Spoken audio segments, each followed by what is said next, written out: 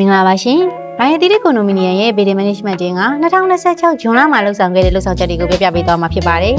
။ Tower E Inlet Subdata မှာရှိတဲ့မိန်လာပတ်နှလုံးကအဲ့ဒါဖြစ်နေတဲ့အတွက်ကြောင့်အစစ်ဆေးပေးခြင်း။ရိုင်းတီတီကွန်ဒို Function ကိုအမိုးကိုရည်သားဆေးများပြုလုပ်ဆောင်ရွက်ပေးခြင်း။ Transfer by Session by ပြုပြင်ပေးခြင်း။ Tower ACD Session by Bracket ဆွဲပေးခြင်း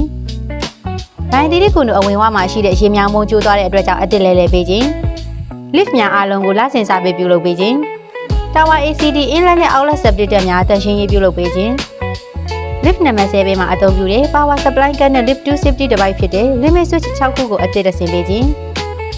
Tower A မှာအုံဝါးရည်များကိုဖယ်ရှားပေးပြီးမြေကြီးများကိုတူဖော်ပေးခြင်း Pressure Pump Free နဲ့ပေးထားတဲ့ Tower A 6 log corrector စီလင်မှာ 32mm Main Water Supply by Fitting ကွဲပြီး leakage ဖြစ်သွားတဲ့အတွက်ကြောင့်အရေးပေါ်ပြုပြင်ပေးခြင်း Tower A Outlet Subdata အတွင်းမှာ Submersible ပန့်အသစ်တစ်လုံးကိုတက်ဆင်ပေးခြင်းရိုင်းတီတီကွန်ဒိုမှာ lift alarm ပဲတက်ဆင်ပေးခြင်း